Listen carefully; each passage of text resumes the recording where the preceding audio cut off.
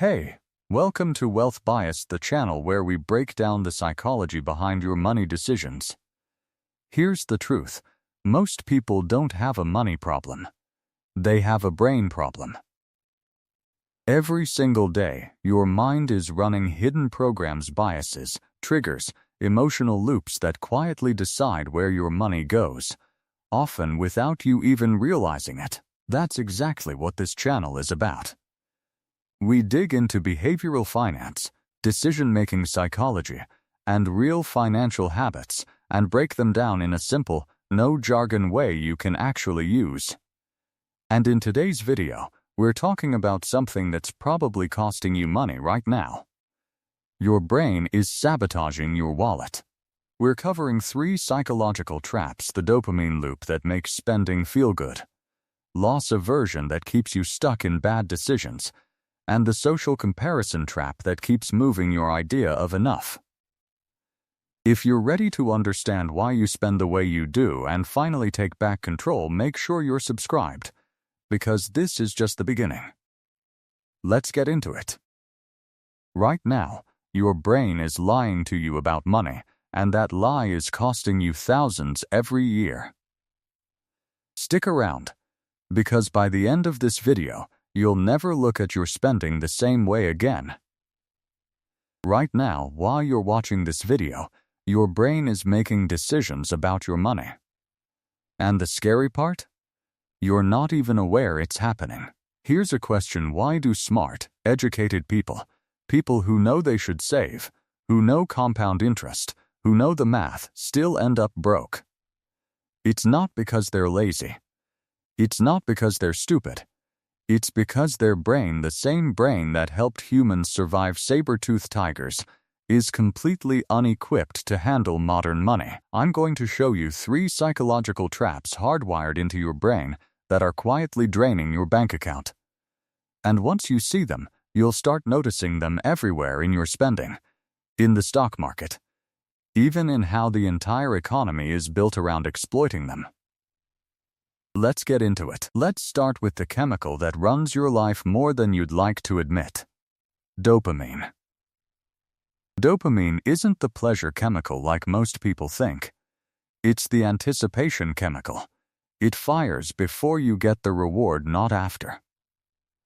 This is exactly why slot machines are designed the way they are. The flashing lights, the spinning reels, the near misses, they're engineering that dopamine spike before you know if you've won or lost. Now look at your phone. Every limited time offer, every countdown timer on a checkout page, every push notification that says price drop, 40% off. That's the exact same mechanism. You don't actually want the product. You want that little hit of anticipation. That's why so many people feel an emotional crash after a purchase. The high was in the clicking, not the owning. And this is a huge reason credit card debt in America has exploded. The average household now carries thousands of dollars in revolving credit card debt. Because spending feels good before the bill arrives, and your brain doesn't connect swipe now with pay later. They feel like 2 completely separate events. Studies have shown people spend significantly more when paying with cards versus cash, simply because cash creates a physical, immediate sense of loss. A card removes that friction entirely, which is exactly why it's the default. So here's the trap. Your brain rewards you for the decision to spend, not the outcome of spending.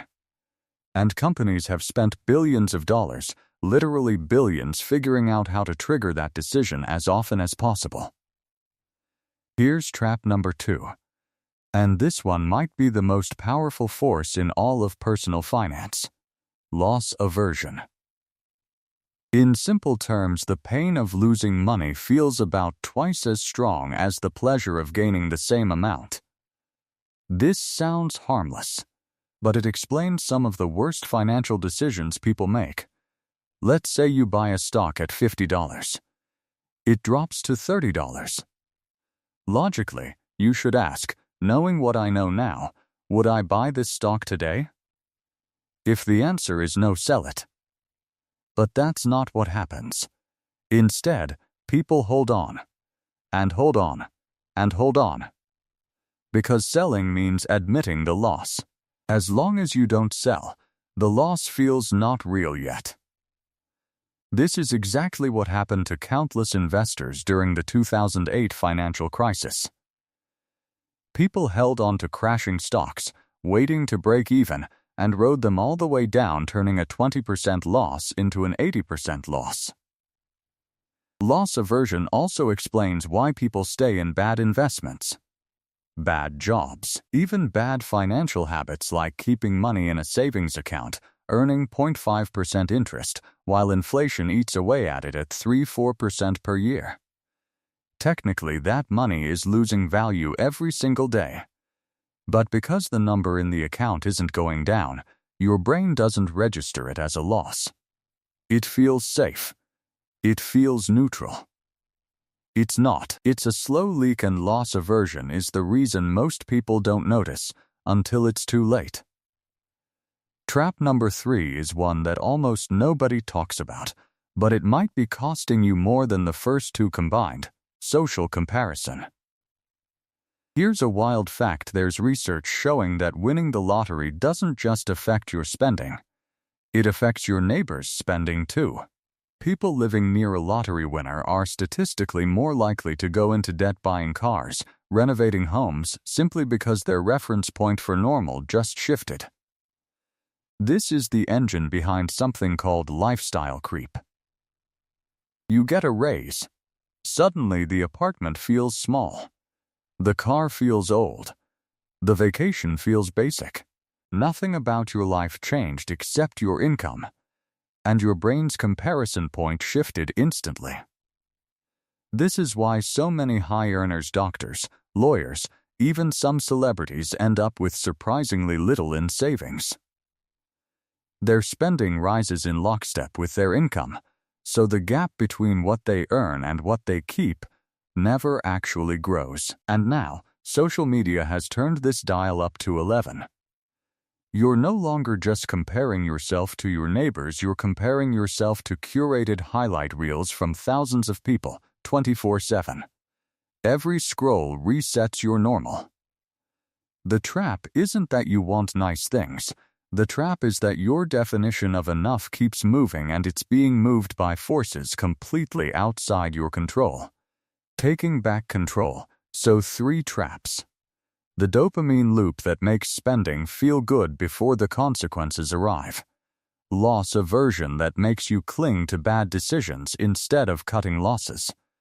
And social comparison that constantly resets your idea of enough. Here's the good news. Once you can name these patterns, they lose a huge amount of their power. Awareness is genuinely the first step. A few practical things that help. First, for the dopamine loop, build in a delay. Add things to your cart, then wait 24 hours before buying. The urge fades faster than you'd think. Second, for loss aversion, set a rule before you invest. Decide in advance what would make you sell, so you're not making that decision in the heat of the moment, when your emotions are running the show. And third, for social comparison, audit what you're consuming. If your feed is full of lifestyles funded by debt or by incomes you don't have, your normal is being quietly rewritten. Your brain isn't broken. It's just running software that was built for a world without credit cards, stock markets, or Instagram. The traps aren't a personal failure, they're universal. But now that you can see them, you get to choose differently. If this helped you see your own habits a little more clearly, hit subscribe, because next week we're breaking down the exact strategies the wealthy use to make these biases work for them instead of against them. And that's a wrap for today's video. If this gave you even one aha moment about how your brain handles money, that's a win. Thank you so much for watching all the way to the end. It genuinely means a lot, and it's what keeps this channel going. If you found this valuable, hit that like button, subscribe if you haven't already, and turn on notifications so you don't miss the next breakdown, because we're just getting started on this topic. Drop a comment and let me know which of these 3 traps hit closest to home for you. I read every single one.